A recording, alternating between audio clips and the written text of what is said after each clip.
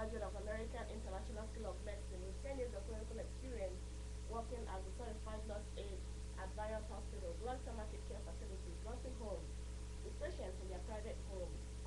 From doing my clinical rotations here in the United States, from 2 graduate medical education programs, 34 internal medicine residency programs in Detroit, Michigan, Springfield Family Medicine residency program, Springfield, Illinois, from various externships and observerships, from my various preventive health cares, where I've had the opportunity to have hands-on experience. And I'm presenting today on Dr. Chiquito mentioned youth show on cholecystitis.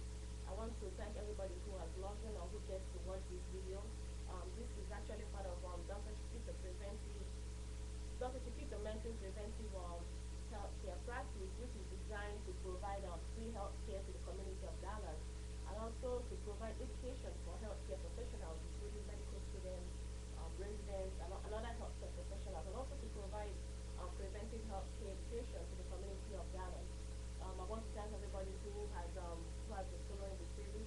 We actually have had lots of topics. We've talked about lots of topics on this show, and we have a new series of topics coming up. We try to talk about a health topic every day, and this week we have a lot of interesting topics um, um, lined up. We have a humeral fracture coming up on Tuesday. We have an ultra session on Wednesday. That's the objective structure clinical examination um, to help health professionals to be able to learn how to do clinical exams. And also we have infection colonoscopy on Thursday, and we have colon adenocarcinoma on Friday. So we try to talk about a health topic every day. It's very important to keep abreast of health topics in healthcare, and that's what the Chiquito Mental Nutrition Show is designed for. And then also, I also want to reach out to those who are also interviewing for residency. I'm actually applying for residency this year. I also have a master's in business administration and ethics of public administration at Davenport University. I did not mention that earlier. And with my graduate medical education experience, I'm going to residency. So I'm going to also be talking about tips and tricks for residency interviewing. For those of us who are interviewing for residency this year, interview season has actually started, and I have a very useful article on my website about residency interviewing, the documents you need, what you need to be able to do the protocol for residency. The NRMP also has very good articles on their website too, which is actually designed to make the process easier.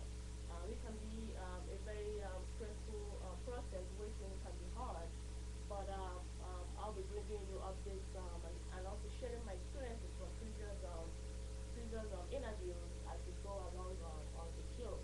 I also have a lot of gifts for my preventive health care from lots of residency programs who are my sponsors, because they've actually shown an interest in resident education, and hopefully we might be able to go through the residency interview season, and be able to find the right program, and be able to get up to be able to go into the next part of our career, which is residency, and then coming out as successful physicians. So I have a case study today, and I'm just gonna talk about it briefly. So the patient is a 35-year-old white female who presents with a sudden onset of pain in the right upper quadrant of her abdomen for approximately 8 hours. She has nausea and emesis, and reports that the pain began earlier that morning after she had breakfast, and this became more severe over the past 8 hours, and now is a constant pain in her right upper quadrant. The pain um, is worsened by taking deep breaths. Past medical history is remarkable for prior attacks. Approximately 1 year ago, with epigastric and right upper quadrant severe continuous pain that had occurred about 1/2 hour after she had eaten at the picnic. The pain at that time radiated to her scapula and improved within several hours of onset. medical care at that time. The patient is currently on oral contraceptive pills. She has no children. The family history is positive for gallstones in her mother and older sister. The review of system is positive for elevated temperature and chills over the last 2 hours. Decreased appetite. She denies any other abdominal symptoms. I'm sure at this point you must have an idea. You must have something on the top of your head. What the problem could be. You know, maybe you're thinking is abdominal aneurysm. You could be right if you're thinking it could be appendicitis. You could be right if you're thinking it's a gallstone, cholecystitis. That could be an option. If you're thinking maybe something she ate, maybe it was the breakfast she ate, and maybe she has gastroenteritis. That's a differential. If you're thinking that she has gastritis, that could also be possible be true too. If you're thinking she has septic ulcer, that's also a differential. But hopefully I can be able to work with you. At least I'll be able to learn why she has active cholecystitis, which is the topic of today. So I'm talking about cholecystitis, and I'm gonna go right into the definition. What is cholecystitis? Well, it is defined as the inflammation of the gallbladder that occurs most commonly because of obstruction of the cystic duct from cholecystitis. So whenever the gallstone blocks the cystic duct, then that leads to an inflammation and an infection called cholecystitis. So what causes it? Well, there are various risk factors. Increasing age can be a risk factor. Female sex can be a risk factor. Certain ethnic groups can also be a risk factor. Obesity or rapid weight loss can also be a risk factor. Drugs, pregnancy can also be a risk factor. And sometimes you can actually have bacterial proliferation, which is not surprising, especially if you have that sludge. It can actually lead to bacterial proliferation. Now, there's something called acute calculus cholecystitis, but that is actually caused by obstruction of the cystic duct, which leads to distension of the gallbladder. So it's pretty much the same thing. The cystic duct gets obstructed, and but then there's a distension of the gallbladder, which is the acute calculus cholecystitis. And what causes it? Conditions such as biliary stasis, which includes debilitation. If you're maybe lying down at the same spot for a long time, if you have a chronic disease, major surgery can cause it, severe trauma can cause it, sepsis can also cause it. Then long-time total parenteral nutrition, that is you're on a feeding tube, prolonged fasting, cardiac event, sickle cell disease, salmonella infection, diabetes mellitus, cytomegalovirus, cryptosporidiosis or microsporidiosis infections in patients with AIDS can also cause it too. Now, as the gallbladder becomes distended, the blood flow and lymphatic drainage are compromised, leading to mucosal ischemia and necrosis, retains concentrated bile, and extremely luscious posture. So, with that sludge, you have a bile, because the gallbladder normally has a bile in it. As it becomes distended, then the blood flow and the lymphatic drainage actually slows down, and you have bowel slowing down, which can lead to an inflammation and a very toxic environment. Now, in the presence of prolonged fasting, the gallbladder also doesn't receive something called cholecystokinin, which is a hormone, and actually causes the gallbladder to empty. So that's something that helps the gallbladder to release the noxious substance of the bowel. So that actually it doesn't get to happen when there's prolonged fasting. So what are the numbers? How many people in the U.S. Have this disease? When do I have to hear about it? How often do I get to see it around? How often do I get to hear about it? Well, surprisingly, an estimated 10 to 20% of Americans actually have it, and as many as 1/3 of this number have actually developed articular society. So what symptoms do you have? Well, just like you mentioned with the case study that we had upper abdominal pain, nausea, vomiting. So those are the typical symptoms that you see. On physical examination, you normally see a fever, tachycardia, and then also tenderness in the right upper quadrant of the gastric region, often with gathering on the bowel. And then also you have hyperactive bowel sound. Then there's also something called emotive sign, and it's positive. If you ask the patient to breathe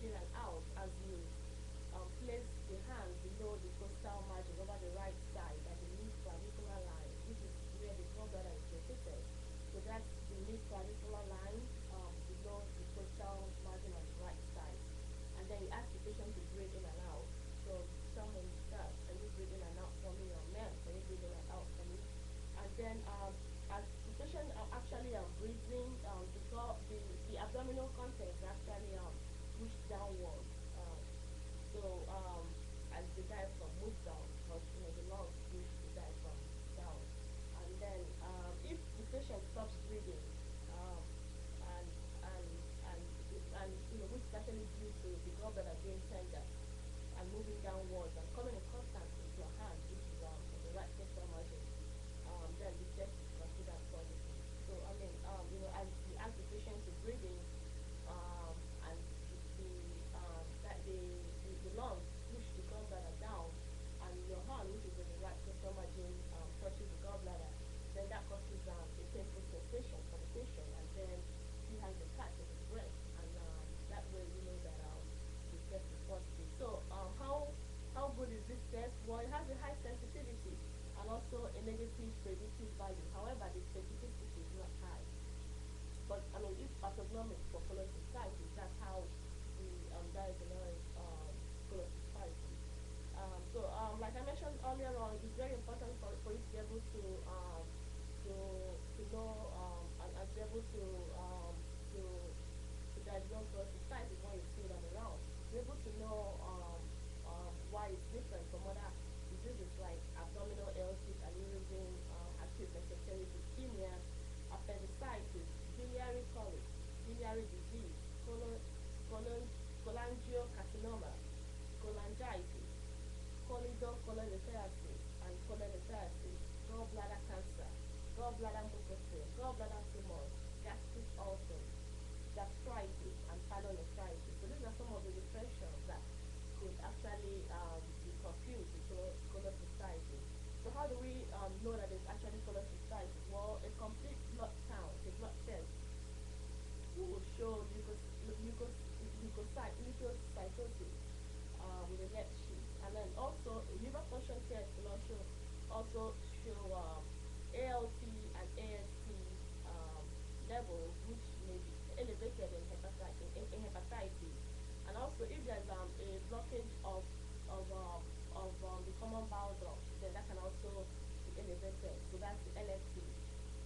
And then also the bilirubin and alkaline phosphatase acids too are also elevated too when there's common bowel duct obstructions. And then a PC, a prothrombin time or plasma thrombin time also comes in very useful. Amylase and lipase acids are actually used to evaluate the presence of pancreatitis. And sometimes amylase may actually be elevated in cholecystitis. Then also, it's very important to do a urinalysis, which actually is used to rule out pyelonephritis and renal calculi. Pregnancy testing is indicated in all females of childbearing age. How about imaging? What imaging do we need to do? Well, there's something called the appropriateness criteria, which is actually from the 2010 American College of Radiology. It was actually formulated in 2010. And sonography is actually the prescribed imaging, and the alternative is scintigraphy. And then computed tomography, CT, is actually a secondary imaging that can identify extrabiliary disorders and complications of cholecystitis, which include dangling, gas formation, and perforation. With contrast, it's actually very useful in diagnosing acute cholecystitis in patients with non-specific abdominal pain. An MRI, a magnetic resonance imaging, often with intravenous gadolinium-based contrast, is also useful in confirming that diagnosis. Without contrast, is used to eliminate radiation exposure for people who are pregnant, um, for whom sonograms are not indicated. And then also in patients who who are on dialysis, that point they have to use contrast. So on CT on MRI, what do you see? Well, you actually see wall thickening. The wall is actually more than 4 millimeter. You see pericholecystic fluid. You see subserosal edema. That's an absence of ascites. And then intramural gas and exterior mucosa. Now, the hepatobiliary scintigraphy, which I mentioned earlier as the option to sonography, has a 95% accuracy in diagnosing cholecystitis, acute cholecystitis, which is pretty good. The HILA scan shows the slow filling of the gallbladder. Normally, it should fill between 30 to 45 minutes. But if it's slow, then that means that maybe there's cholecystitis present. Normally, the technique that some people use is actually to give morphine to be able to increase the filling of the gallbladder.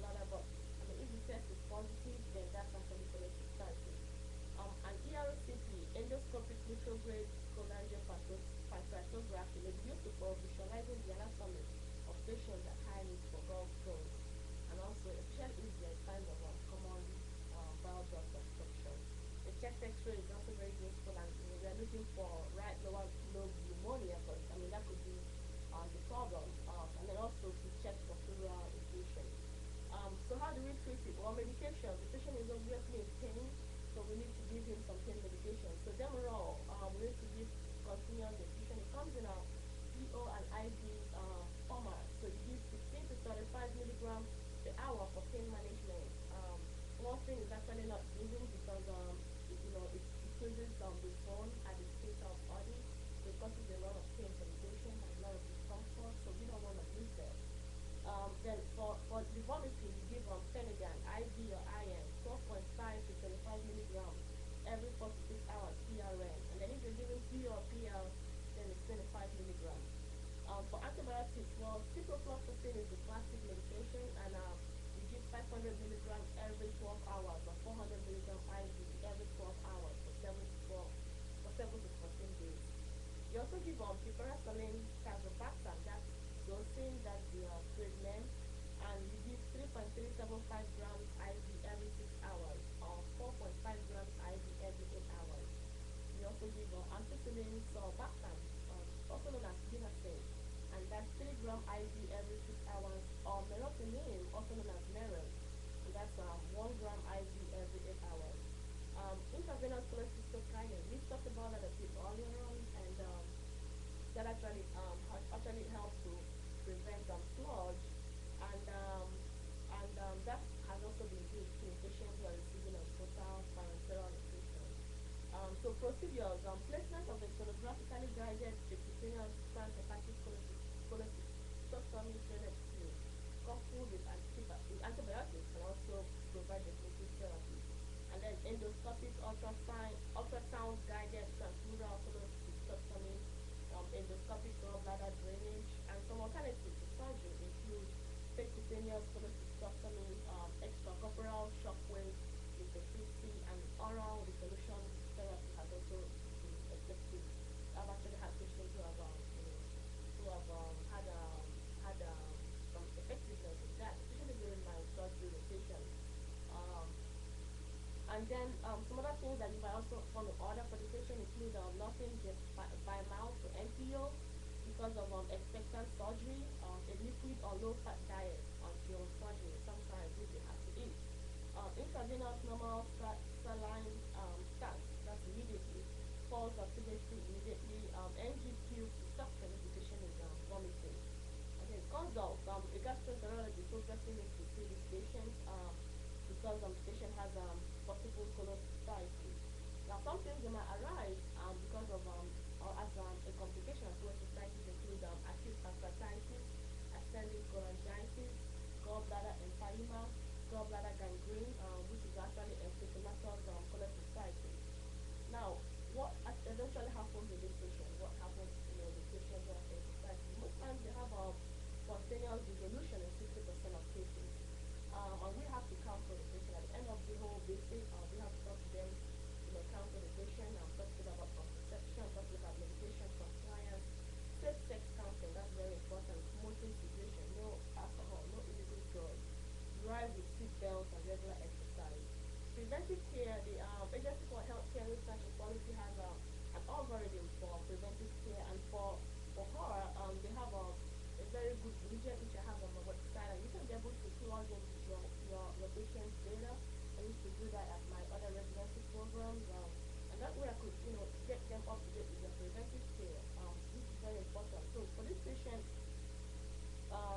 we have the recommendations, the A recommendations and the B recommendations. The A recommendation means that it's actually been proven to be very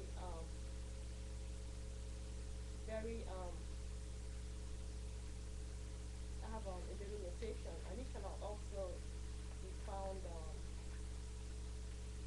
Yeah, so A is actually definitely recommended due to substantial benefits. Now the B is recommended because it has moderate net benefits. Then the C against routinely prescribing.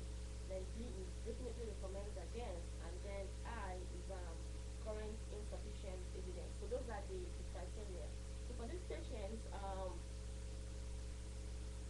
she needs cervical cancer screening. That's for women 21 to 65, the pap smear, or 30 to 60, or 30 to 65 in combo with HPV screening. She needs chlamydia, and that's for women ages 24 and younger.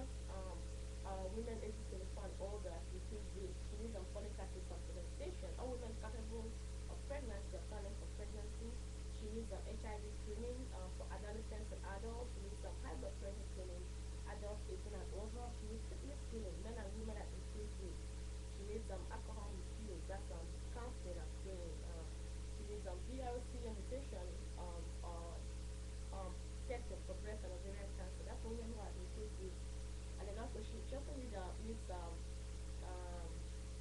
breastfeeding education if she's pregnant. She needs depression screening too. That's something I try to do for all my patients. That's a few recommendations. She needs some gonorrhea screening for pregnant women and women at increased risk from her history. She needs some healthy diet. That's counseling adults with hyperlipidemia and other risk factors. She needs hepatitis C virus infection. That's adults at high risk and adults born between 1925 and 1965. She needs some intimate partner violence screening. So that's women childbearing age. Then she also needs some lipid disorder screening too. That's for women who are failing to 44 and who have an increased risk for PhD. She also needs some obesity screening and management. That's a few recommendations. She also needs an STI screening, type 2 diabetes, license. And you can be able to check for the explanation, but I just, which I just talked about. They are divided into A, B, and those are the ones that are actually recommended unless it's absolutely necessary. So, um, and that's also very important. That's something that you have to do when you see the patient in clinic, to be able to keep up with their preventive care. Some important points about cholecystitis. The gallstones may be visualized in non-contrast radiography in 10 to 15% of cases, and this actually shows colonothiasis, which is gallstones with or without active cholecystitis. And then emphysematous cholecystitis is actually gas which is limited to the gallbladder wall or lumen. And most times it's actually due to bacteria like E. coli and anaerobic streptococci species. And this actually is associated with decreased mortality and happens most commonly in men with diabetes. We talked about that earlier, some of the risk factors. And then sometimes we have calcified gallbladder, porcelain gallbladder. Um, and actually that and actually some studies have actually looked into that, and it's causing cancer, but those studies haven't really been conclusive. And then also sonography is the diagnostic imaging recommendation for cholecystitis. It has a 90 to 95% sensitivity and 70 to 80% specificity, and it actually provides more than 95% sensitivity and specificity for the diagnosis of gallstones more than 2 millimeter in diameter. And it's actually recommended that the patient fast for at least 8 hours because the gallstones are visualized in a distended bowel-filled gallbladder. Um, and then the treatment, the surgical treatment is laparoscopic cholecystectomy. So when do you decide to treat the patient outpatient?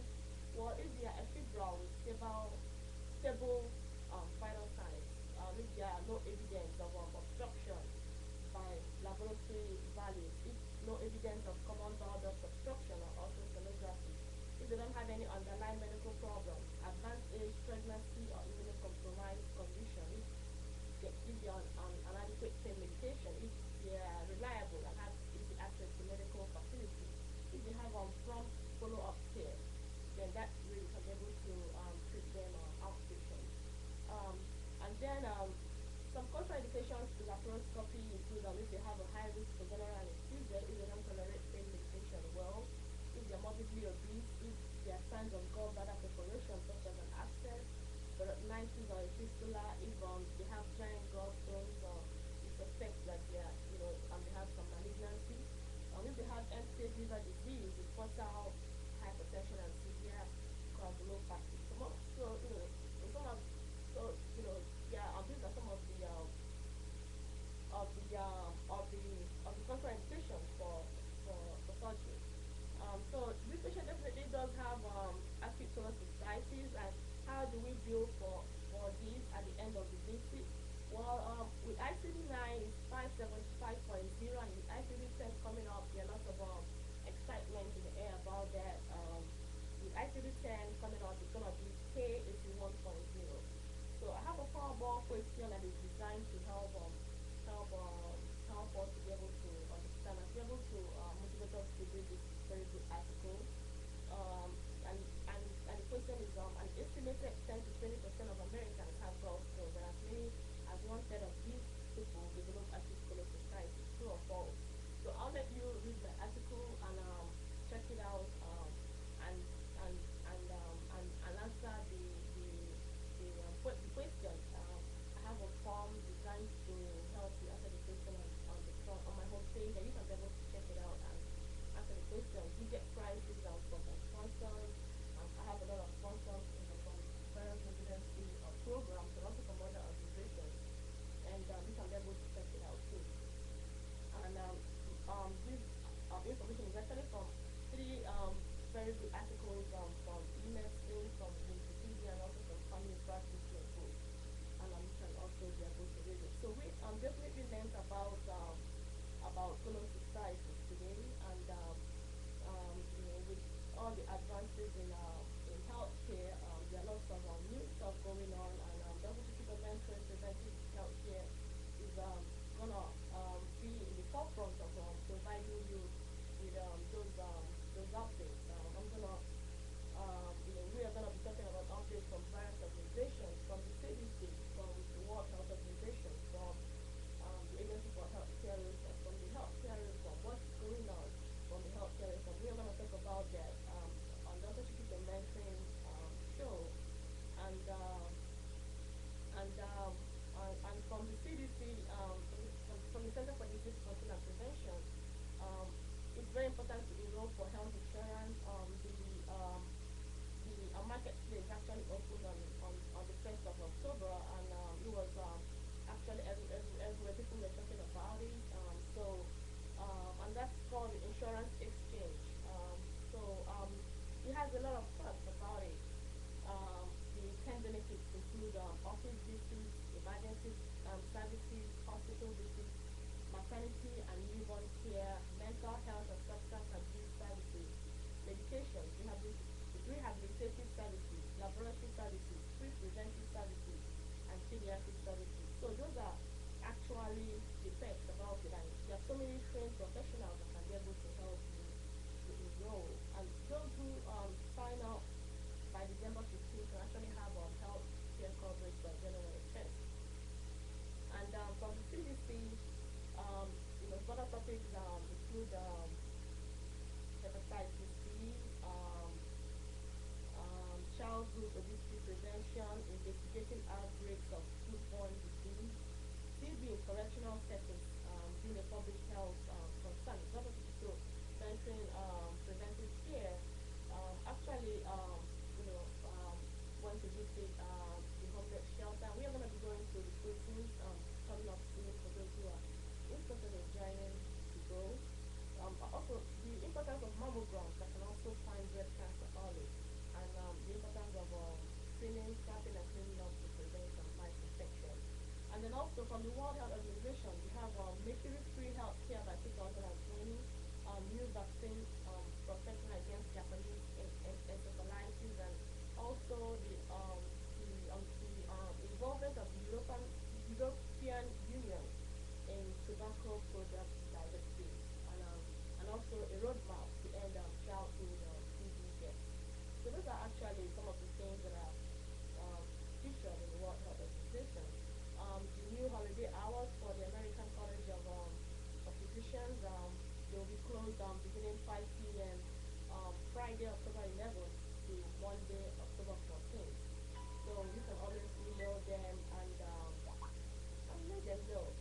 And then also the flu season. So the ACP is actually advising the public to get seasonal flu vaccine. And then they also have lots of information on health insurance, um, on the marketplace health insurance, and that's actually very important for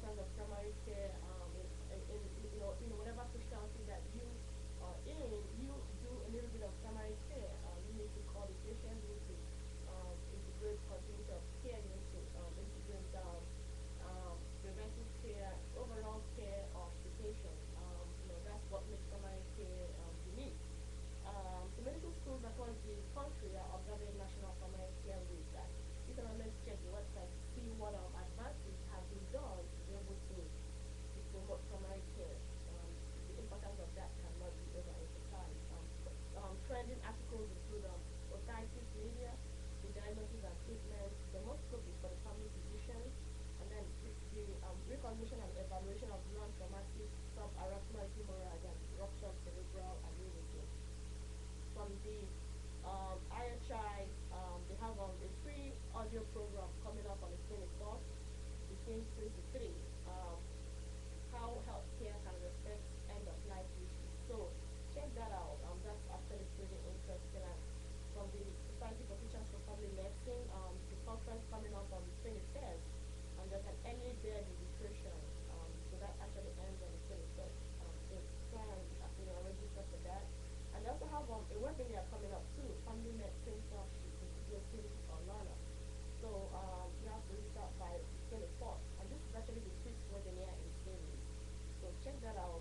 That's pretty interesting. So yeah, those are some of the interesting things that are happening in healthcare, and I'm very delighted to be able to provide you with that on Dr. Chiki's Mentoring Preventive useful show, and hopefully we can be able to um, get that um, integrated so that we can be able to know about it, we can be able to keep up to date with what's happening in healthcare. Very, very, very important. Um, and then at this point, I want to also talk about some of the things that we actually offer at Dr. Chiquito Preventive Healthcare. We offer free health assessments. So your free blood pressure, your free blood sugar, your physical exam, your skin assessments, we can be able to do that. We also offer home visits. I do mostly community health fairs, and also and that's at local churches and also at charity work.